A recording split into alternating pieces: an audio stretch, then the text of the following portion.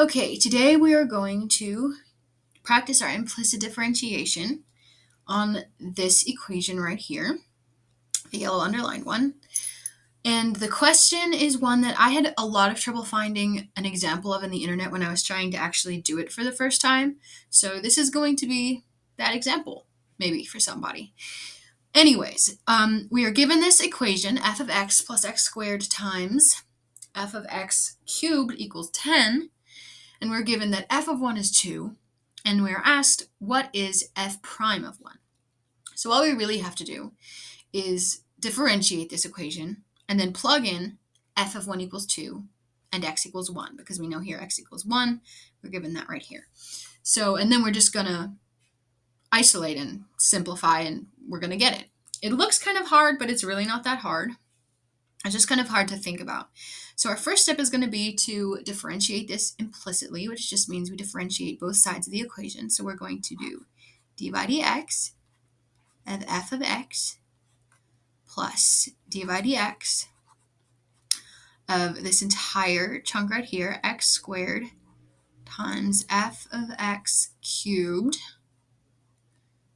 and then equals d by dx of 10, which is going to be 0. Because the derivative of a constant is always 0.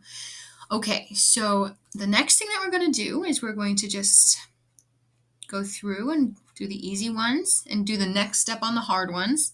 We can't simplify f of x anymore here. We're simplifying it with respect to x, so all we can really do is write f prime of x. Later, when we plug in 1, this is going to become f prime of 1, and we're going to solve for it, so it makes sense. Plus, and what it basically is y. I mean, we can let it be y if we're trying to figure out what exactly all this means. It's kind of like if we had an equation that said y plus x squared times y cubed equals 10, which is something we're more used to seeing than the function of x. And then this is going to equal, so we're going to use the product rule here, okay? We're going to use the product rule, and then within the product rule, we're going to use the chain rule. Just like we would use the chain rule if we saw y cubed, we would derive y with respect to y, and then we would multiply it by the inside, we would derive x cubed with respect to x and multiply it by the inner function, which would be y. In this case, it's f of x. So that's exactly what we're going to do too, but first we're going to apply the product rule. So we're going to do x squared times the derivative of f of x cubed, okay, f of x cubed prime, plus x squared prime times f of x cubed. F of x cubed equals 0. Okay, so the next thing that we're going to do is we're going to use the chain rule right here. I'm going to write it down. We need to use the chain rule here. We're also going to use the chain rule there. I'm just forewarning you. So this is going to become f prime of x plus, I'm going to keep this in the brackets, x squared times, I hope that that's clear as a multiplication, okay, times 3f of x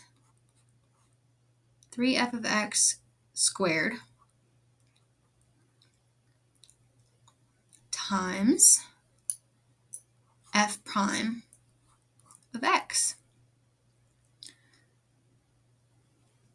Actually, yes, times f prime of x. I was getting confused with the exponent there because of the chain rule, but that is correct. And then that's just this chunk right here. And then we're going to have plus 2x. That looks like it's x squared squared, but that is actually not correct. That is actually supposed to be x squared prime. Let's make that perfectly clear. So this is x squared prime, and that's just going to become 2x times f of x cubed, which is just going to stay exactly what it is.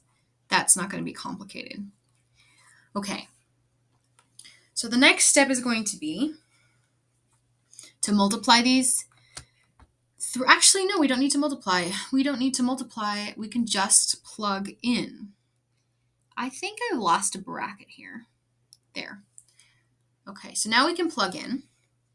Now we can plug in x equals 1 and f of 1 equals 2, because if x equals 1, then we know that, and f of x is the function of x, which equals 1, then we can just plug this in as well, if that makes sense.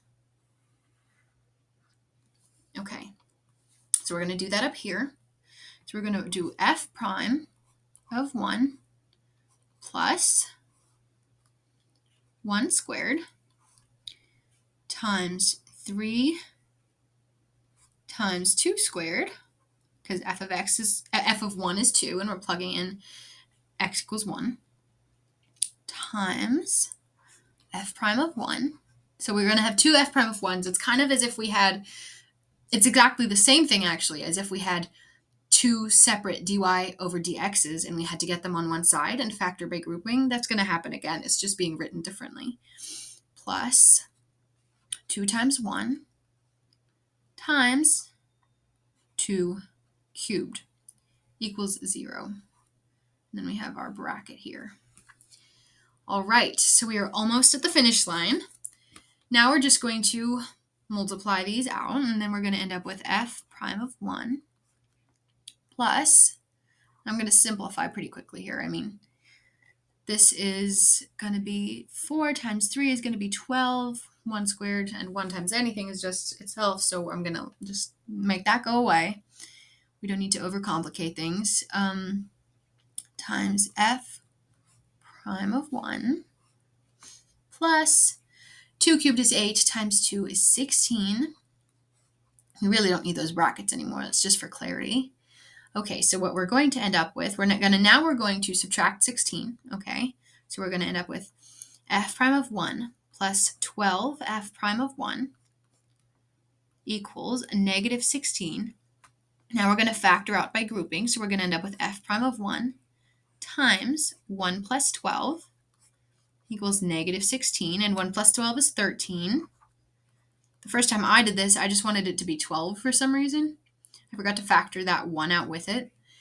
In the end, most of the mistakes you make are just silly algebraic mistakes. And in the end, okay, our solution is going to be f prime of 1 equals negative 16 over 13, because we're just going to divide by this argument right here. And that is our solution.